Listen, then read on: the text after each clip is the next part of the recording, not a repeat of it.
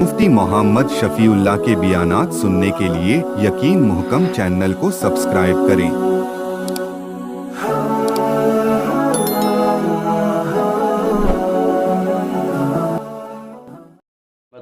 ونصلي على رسوله الكريم أما بعد فأعوذ بالله من الشيطان الرجيم بسم الله الرحمن الرحيم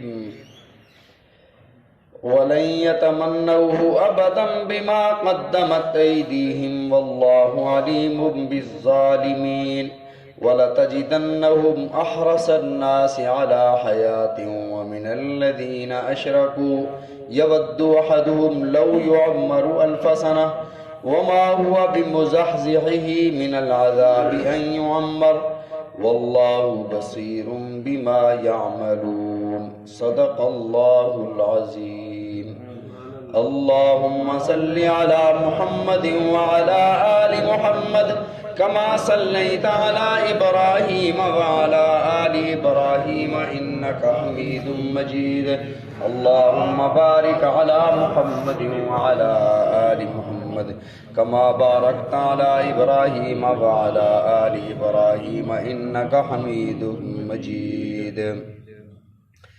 سابقہ درس میں اللہ رب العزت نے یہود کی اس بات کا جواب ارشاد فرمایا کہ یہود نے کہا تھا کہ ہم ہی جنتی ہیں، جنت میں وقالوا لن يدخل الجنت الا من كان هودا او نصارى، نصرانی یا یہودی صرف جنت میں جائیں گے اور کوئی بھی نہیں جائے گا۔ تو اللہ رب العزت نے جواب ارشاد فرمایا کہ اگر تم ہی جنت کے مالک ہو اور اپنے آپ کو یہی سمجھتے ہو کہ تم جنتی ہو، پھر موت کی تمنا کرو۔ فرمایا وَلَن يَتَمَنَّوْهُ ابداً، ہمیشہ ہمیشہ کبھی بھی ہرگز یہ تمنا موت کی نہیں کریں گے۔ وَلَن يَتَمَنَّوْهُ ابداً بِمَا قَدَّمَتْ أَيْدِيهِمْ، وجہ اس کی یہ ہے کہ آگے جو انہوں نے کرتوت بھیجے ہیں، جو بھی انسان عمل کرتا ہے وہ تو لکھا جاتا ہے، انہیں پتہ ہے کہ آگے ہمارے ساتھ کیا ہونے والا ہے۔ رسول اللہ صلی اللہ علیہ وسلم نے اپنے امتیوں کو ایک چیز کا حکم ارشاد فرمایا لا یتمنین احدکم الموت بضر، کسی تکلیف، دکھ اور رنج کی وجہ سے کوئی بندہ موت کی تمنا نہ کرے۔ جس طرح یہ عموماً ایسے ہوتا ہے کہ خواتین بھی کر لیتی ہیں کہ اس سے اچھا تھا کہ میں مر جاتی۔ انسان دکھوں سے، رنج اور تکالیف سے تنگ آ کر کہتا ہے کہ یار اس سے بہتر تھا کہ میں مر جاتا۔ موت کی تمنا کرنا تکلیف سے، تکلیف خدا کی طرف سے ہوتی ہے۔ ما اصاب من مصیبت الا باذن اللہ، جو بھی مصیبت کسی انسان کو پہنچتی ہے وہ خدا کی طرف سے ہوتی ہے، اور اللہ رب العزت اس کے ذریعے سے اس بندے کے گناہ معاف فرماتے ہیں۔ ایک واقعہ میں نے پڑھا، فرشتے جو ہیں آسمان سے جب اللہ کا حکم لے کر آسمان دنیا پر آتے تو ایک دوسرے سے پوچھتے کہ بھئی آپ کہاں جا رہے ہو؟ وہ کہتا جی میں فلاں جگہ جا رہا ہوں، فلاں کام پر مامور ہوں۔ دوسرے سے پوچھتا آپ کہاں جا رہے ہو؟ وہ کہتا فلاں جگہ پر بارش برسانی ہے، فلاں کام کروانا ہے۔ تو جنات آسمان دنیا پر جا کر ان فرشتوں کی باتیں سن لیتے اور اپنے اپنے نجومیوں کے جو تابع ہوتے ان کو آ کر بتاتے کہ فلاں خطے پر بارش ہونی ہے، فلاں کے ساتھ یہ ہونا ہے۔ اب نجومی ایک بات سچی 100 جھوٹی ملا کر لوگوں کو بتاتے کہ ایسے ہونے والا ہے، اور وہ پہنچے ہوئی سرکار جس طرح ہمارے ماحول میں جو بہت بڑا اللہ کا ولی ہے، ایسے ساری باتوں کا پہلے پتہ چل جاتا ہے۔ نبی علیہ الصلوۃ والسلام کی بعثت ہوئی تو جنات پر پابندیاں لگ گئیں، فَأَتْبَعَهُ شِهَابٌ ثَاقِبٌ، ایک حد سے آگے اگر یہ گزرنے لگیں تو شہاب ثاقب اللہ رب العزت ان کے پیچھے لگا دیتے ہیں۔ یہ جو رات کو دوڑتے ہوئے ستارے ہمیں نظر آتے ہیں یہ شہاب ثاقب ہوتے ہیں جو شیاطین کے پیچھے بھاگتے ہیں۔ جب آپ انہیں دیکھیں تو حکم یہ ہے لا حول ولا قوت الا باللہ العلی العظیم پڑھا کریں۔ بہرحال ایک فرشتہ آیا، اس نے کہا جی، دوسرے سے پوچھا کہاں جا رہے ہو؟ اس نے کہا میں ایک عجیب کام پر مامور ہوں۔ کیا کام ہے؟ ایک یہودی مر رہا ہے، اس نے خواہش ظاہر کی ہے مجھے مچھلی کھلائی جائے، تو مچھلیاں دریا میں دور دور تک نہیں ہیں، لوگ مچھلی پکڑنے جا رہے ہیں، ایک وقت مقرر ہے اس کی موت کا، مچھلی پکڑنے دور تک جائیں گے تو یہ مر جائے گا، تو مجھے حکم یہ ہے کہ دریا کے اس طرف سے مچھلیوں کو ہانک کر اس طرف لاؤ تاکہ جلدی سے مچھلی پکڑ کر اس یہودی کو کھلا دی جائے، اور اس کی نامہ اعمال میں ایک نیکی ہے، اللہ چاہتے ہیں کہ اس ایک نیکی کا بدلہ دنیا میں اس کو دے دیا جائے، اور جب خدا کی بارگاہ میں آئے تو یہ خالی دامن آئے، اس کے پاس کچھ بھی نہ ہو۔ دوسرے نے کہا کہ میں بھی ایک عجیب کام پر مامور ہوں۔ ایک مومن کی وفات ہو رہی ہے، مومن کا آخری وقت ہے، اس نے خواہش کی ہے کہ مجھے زیتون کے تیل سے جو ہے وہ فلاں چیز بنا کر دی جائے۔ زیتون کا تیل لایا جا رہا ہے، مجھے حکم یہ ہے کہ اس کا زیتون کا تیل گرا دیا جائے، اور جب یہ اس کے پاس زیتون کا تیل پہنچے گا اور اس کے سامنے زیتون کا تیل گرا دیا جائے گا تو فرمایا جو اس کو رنج اور دکھ ہوگا اس پر اللہ رب العزت اس مومن کا ایک گناہ معاف فرما دیں گے، جو اس کے نامہ اعمال میں ساری نیکیاں صرف ایک ہی گناہ ہے۔ اللہ چاہتے ہیں کہ جب یہ دنیا سے میرے پاس آئے تو اس کے نامہ اعمال میں ایک بھی گناہ نہ ہو، ساری نیکیاں ہی نیکیاں ہوں۔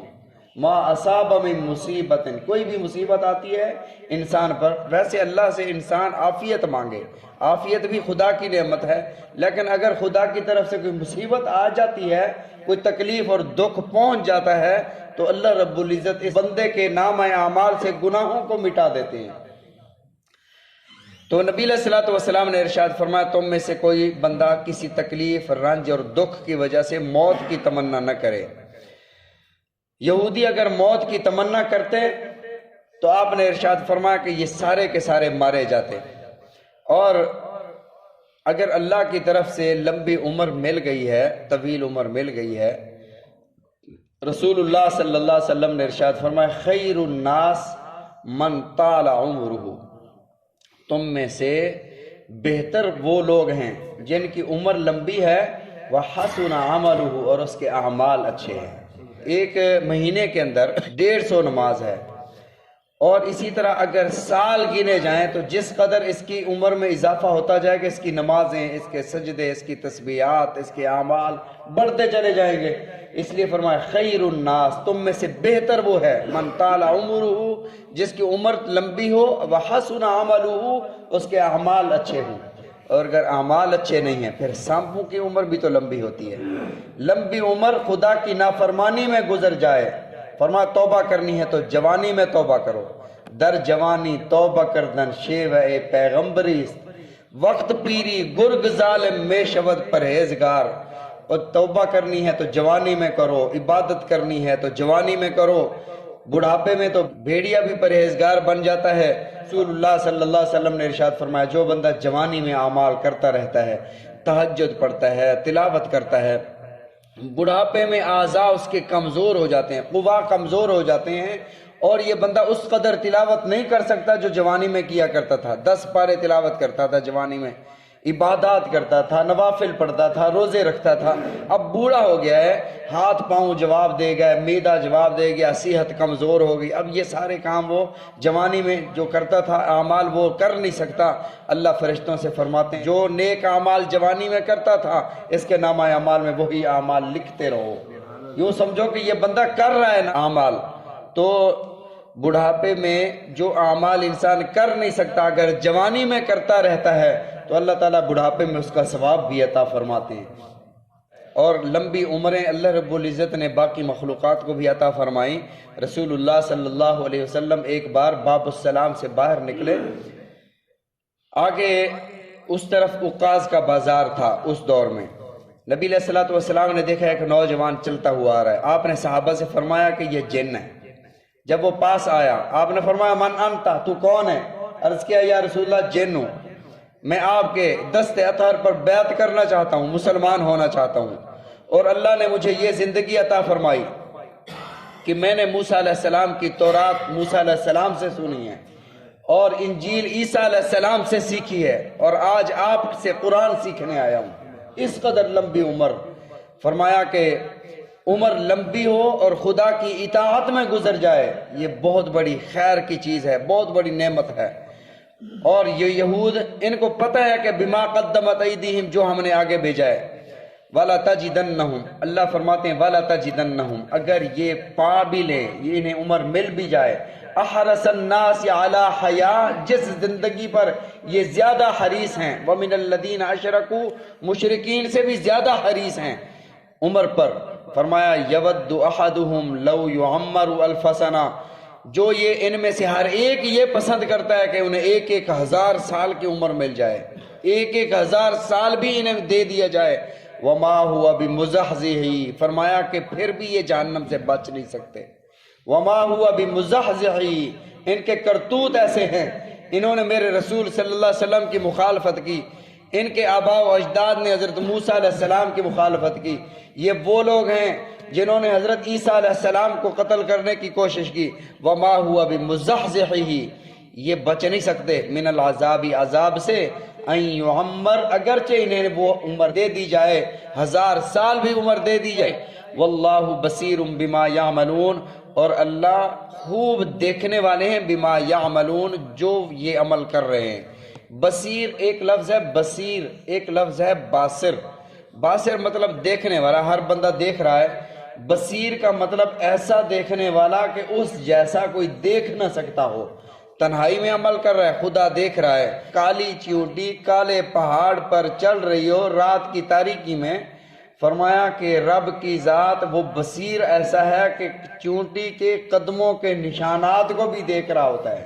ہمیں تو چیونٹی کے قدم نہیں نظر آتے، وہ چیونٹی کے قدموں کے نشانات کو بھی دیکھ رہا ہوتا ہے، اور اس کے قدموں کی آہٹ کو سن بھی رہا ہوتا ہے. وہ سمیع ایسا ہے کہ قدموں کی، چیونٹی کے قدموں کی آہٹ کو سنتا ہے. وہ بصیر ایسا ہے کہ اس جیسا پھر کوئی دیکھ نہیں سکتا. اللہ تعالی ہم سب کو سمجھنے کی توفیق عطا فرمائے، رسول اللہ صلی اللہ علیہ وسلم کے فرامین سمجھنے کی، عمل کرنے کی توفیق عطا فرمائے.